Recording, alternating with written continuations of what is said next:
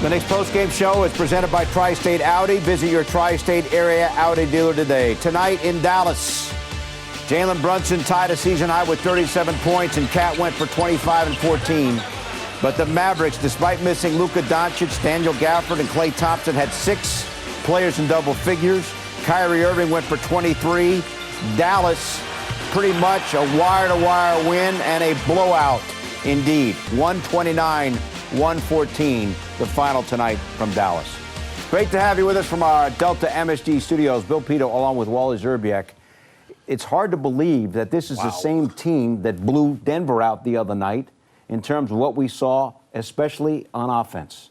Not even close to what we saw. How do you explain it? It's sports. It's human beings, not machines and computers and numbers that are playing out there. You got to look at the team in front of you. You got to look up at your matchups in front of you, and you got to win them one-on-one as a 5-man unit. And tonight, the way this Mavericks team came out, they sent a message to the Knicks that this is another team that's favored top 4 in odds to win the NBA championship this year. But they were missing everybody tonight. Did it look like they're deep? They got a lot more depth on their bench of guys that can come in and play productive minutes that have had experience in the NBA compared to the Knicks bench. I mean, the Knicks bench is thin. They got a guy like Spencer Dinwiddie, Quentin Grimes coming in playing big minutes. This team is got 2 units, 2 5-man units at every position. Depth chart is very solid, and they prove to the Knicks that if the Knicks don't go into other people's buildings ready to play, they will get blown off the floor. They got sent the message that it's not easy to win on the road in the NBA.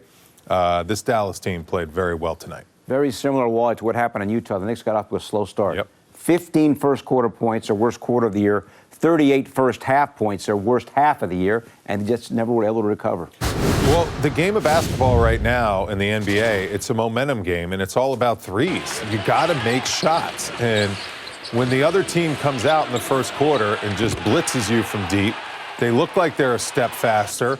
This team is long, too. At every position, they look bigger than the Knicks at pretty much every single spot. And they took advantage of that length, that aggressiveness, and that strength. I mean, they played with physicality. Kyrie Irving is having, dare I say, a career year. He's playing outstanding basketball. No Luka Doncic, and they didn't even look like they needed him tonight because they absolutely throttled the Knicks from the tip. Kyrie's been playing great basketball, and the fact that he's got all his teammates playing at a high level when they get their opportunities, that's incredible leadership. Naji Marshall, he's been really good for this team. What an outstanding pickup, a guy that can score 20 on any given night. And this is just an example of the Knicks, a step slow, transition, dunks, high flying. I'll tell you, this Dallas team is deep.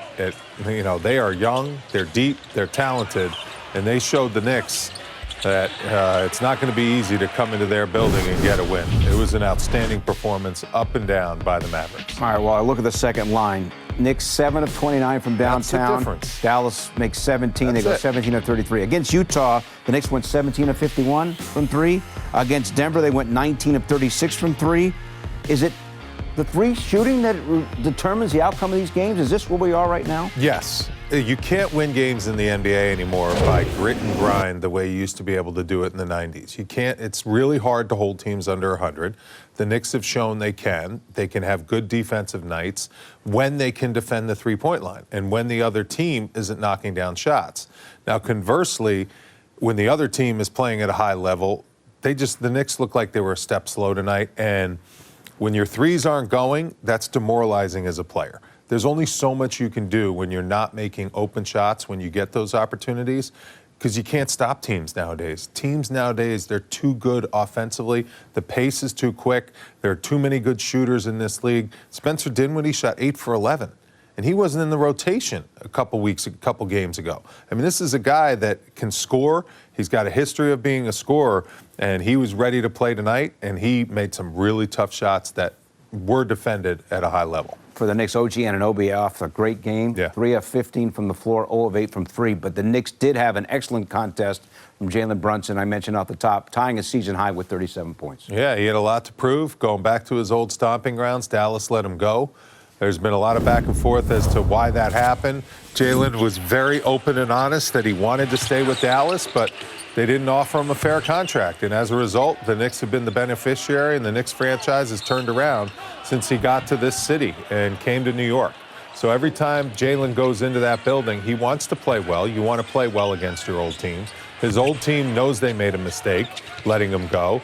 And, they see his greatness every time they play against him. And they watch him from afar. And Jalen played well. That's what professionals do. 14 for 21 from the field, high percentage, just torching the Dallas Mavericks in every way, shape, or form. It's just unfortunate that his teammates couldn't give him a little bit more help so he could get a win in that building. He would love to get a win in that building. It always means a lot when you go back to your old team and you can get a win, especially on the road in that building. Unfortunately, they didn't have enough in the tank to help out Jalen Brunson tonight. Karl-Anthony Towns played well, 25 and 14, and Mikal Bridges, who has been struggling on offense, had an excellent game on offense with 20 points. So those are some of the positives tonight for the Knicks. A lot of positives in the offensive end of the floor from the Knicks. But again, the glaring questions that we have with this team are still not going away. It's defense. That's the key. When is this team going to be the defensive team that we saw in the last couple years that Tom Thibodeau wants, where when they walk into a building, the other team says, oh boy, we're going to have a tough night as far as physicality goes, as far as defense goes. That is not where this Knicks team is yet. They have some time to find it, but the clock is ticking. All right, let us now say hello to Monica McNutt. She joins us from Dallas. She helped call the game on the radio, ESPN New York. Monica, what's your take on what you saw tonight? Okay. Disappointing, I will say that. I anticipated a much more competitive game than what we saw. But you find yourself in the third quarter kind of reflecting on the difference from last year's group to this year's group. And while there were points where, well, let's just call it a spade a spade. Last year, the offense was not this potent. But if this team was in a rock fight, they were able to get stops. Tonight, now granted, Kyrie Irving is having an unreal season. Najee Marshall has had 3 really good games in the absence of Luka Doncic, and that carried over today.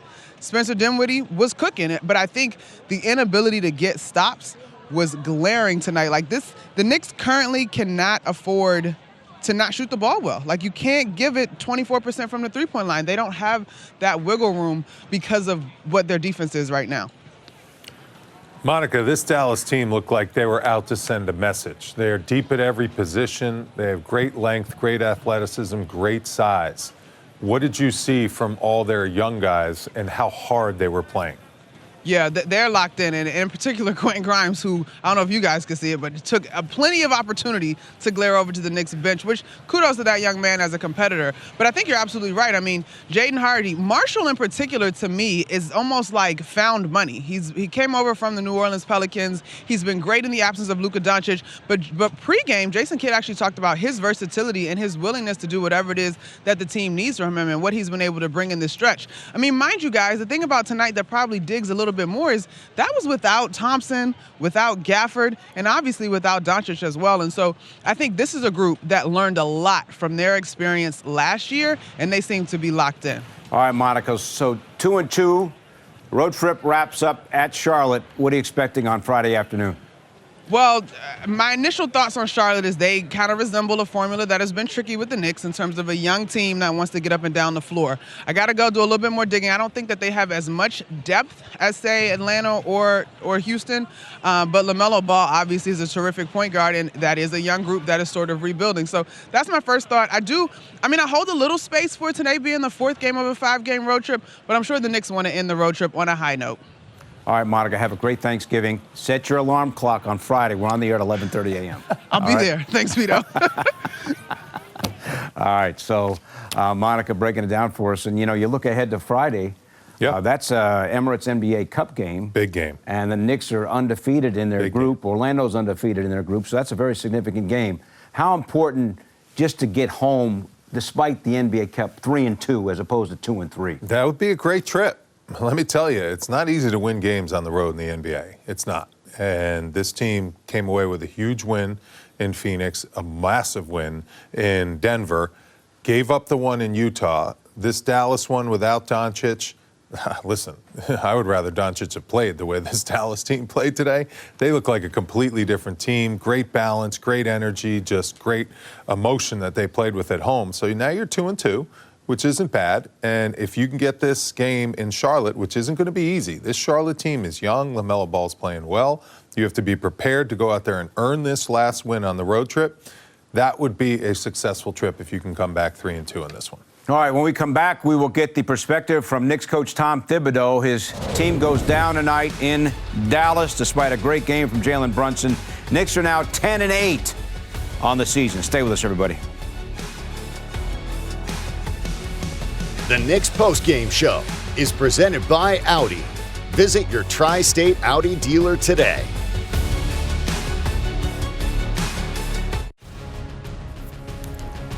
Knicks are in Charlotte Friday. It's an Emirates NBA Cup game. Pre-game at 11:30, game at 12. You can also stream our coverage on the Gotham Sports app.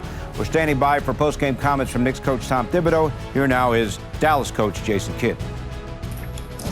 Let's go, because I got to go to Thanksgiving. I know you guys do too. Gotten 3-1 during a stretch without Luka. What do you see as kind of the dominant themes of this run you guys put together? I think just the ball movement, when you look at just the pace we're playing with, and just the redrives and actually making some shots. That's the only difference. And we're going to need Luka here, and hopefully he's back here shortly. But it just shows the depth of the team. Again, without Gaff tonight, DP steps up and gives us some positive minutes there. Maxey, being able to have him is big. And so I think, again, it's just the character of our team. We've lost some close games here early in the season, but we all understand that we're learning each other and we're getting better each time we take the floor. Even if we do lose, there's no panic. It's just what can we learn from, what can we be better, and not looking at just the micro, but the bigger picture of being able to play as a team. And so without Luka right now, we're finding ways to win, and with Luka, we'll find ways to win. And we're not going to go undefeated. We're going to lose some games and understand we can learn from those losses. But right now, the energy is at a high, and guys are playing a lot of minutes, and that's going to have to change because we won't be able to run Najee 35 minutes. Is it 35? Oh, 30. Oh, okay, yeah. Or 30 if you give him 35 minutes. I know, and that'll be in somebody's podcast that we should play him more minutes. They're not 3-1 without Doncic. He's a great coach. I know. He's got Kyrie Irving buying in. There's been no drama with Kyrie Irving. They made the finals last year. They're missing everybody tonight, and they put up 129 points. They're missing everybody, but they have assembled a very deep roster. When you look, they have two big rim protectors in Lively and Gafford. So if one's out, one will play the most of the minutes. You're fine at that position. Then you have guys like Grimes coming off the bench, Spencer Dinwiddie 21, by the way. off the bench, Grimes Nazi Marshall. You got to find minutes for him. I mean, bring him off the bench, let him run some offense. He's a big-time find for this team. All right, let us now listen in to Knicks coach Tom Thibodeau. His post-game comments, as always, presented by Chase. The way we started, we got in such a big hole, and then, by the time we got a rhythm offensively in the second half, we were in too big of a hole. So, and then, our rebounding wasn't very good, and, tough game. Have you seen anything between this and the Utah game on the side of the Denver game that started off? No, it's just, it's what the league is, and that's our challenge. We've been on the road a long time. Early start, we got to be ready to go. And, we got into that hole, and then it was hard to dig out of.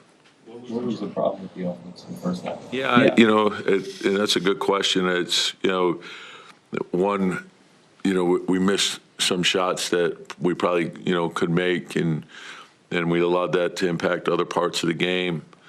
And, and whether it's a make or a miss, that shouldn't deter how you perform on the other end. It's like sometimes you just got to work your way through things. And so you can't let go of the rope. You got to make sure you keep fighting. And, and I thought in the second half we had a couple of cracks, but we couldn't get it inside 10. And, but we found a rhythm in scoring, and, we just got to do better. To that point, what did you like, or what did you see from the starters in the last 3 to 4 minutes? Yeah, we were just searching, attack the paint, make quicker decisions, keep moving. And then once we started getting to a second and third action, we started to get a better rhythm. You guys got it down 12, 13 a couple times. It just seemed like every time couldn't get a stop. Yeah, like some of it was, we got to challenge shots. It's like, we're there, but there's got to be, a better challenge. And a couple times that, we got it there, and then we fouled jump shooters and stuff like that. Those are things we got to eliminate. What do you OG has his best game? Yeah. His career 2 nights prior, then he does this. I mean, how do you?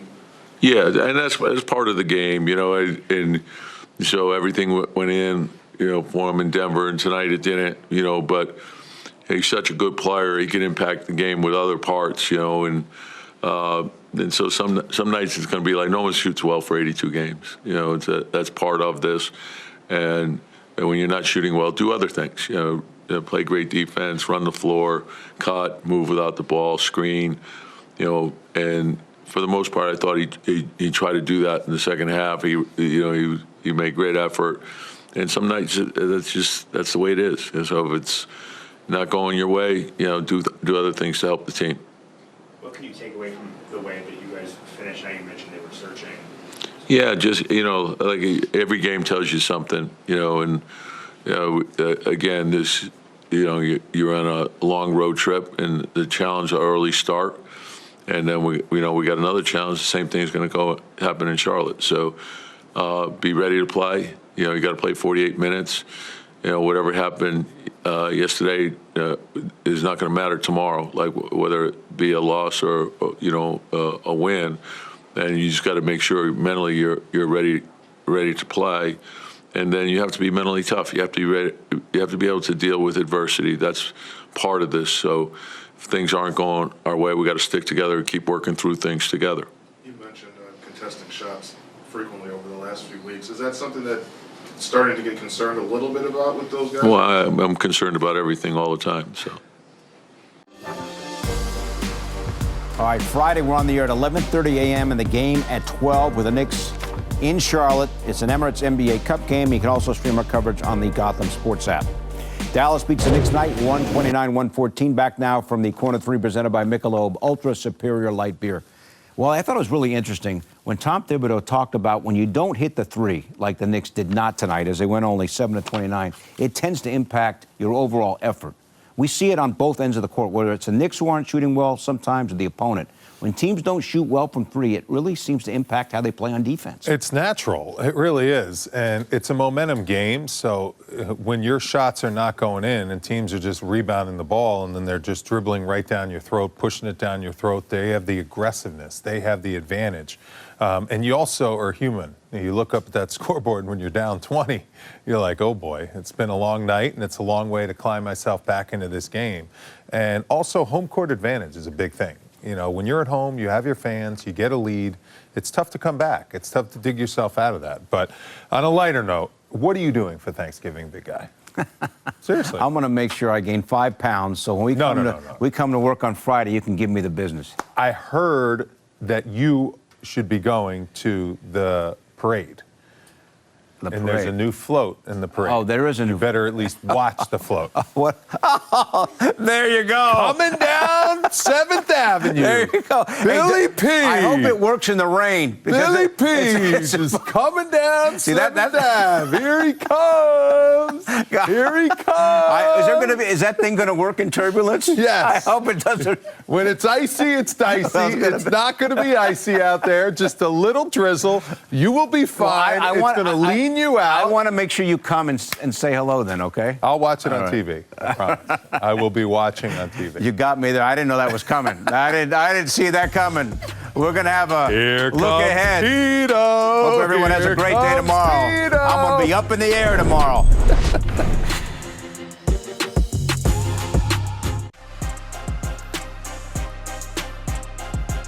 All right, so the Knicks at Charlotte Friday and then back home for 4 straight. They lose tonight in Dallas, even though Jalen Brunson ties the season high with 37. Here he is after the game. I mean, they came out hot, obviously. It started at 60-38 at halftime, but I mean, we couldn't buy a basket to save our lives to start the game.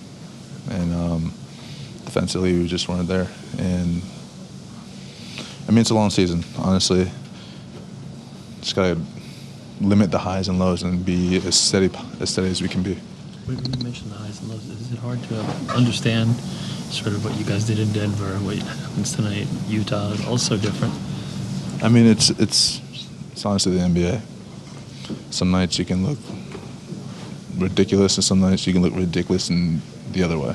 And so, I mean, like I said, we just got to level out. It can't be a roller coaster. It has to be a steady incline for us the whole way. Coach talks about how if the shots aren't falling, you can't let that impact other parts of the game. As a player, how hard is that, though? I mean, it's very difficult, but I mean, it shouldn't stop us from being able to lock in and try and find ways to win a game. I mean, yeah, it's part of basketball. Sometimes your shot's not going to fall, but how are you going to respond? Can't get too high or too low. Jalen Brunson tied the season high with 37. Kyrie Irving tonight 23. Mavs win it by 15. All right, wrapping up the post-game show. Hope everyone has a great Thanksgiving. Hope you have a great Thanksgiving. Oh, yeah. Love being here. Hope everyone has a great time with their family. And remember, we're going to see you on Friday at 11:30 a.m. Early. Let's go. So don't overeat, Wally. Oh. Hot call kettle. I will have my dietary issues tomorrow for sure. All right, 11:30 a.m. pregame, noon tip. You can also stream on MSG Plus now on the Gotham Sports app.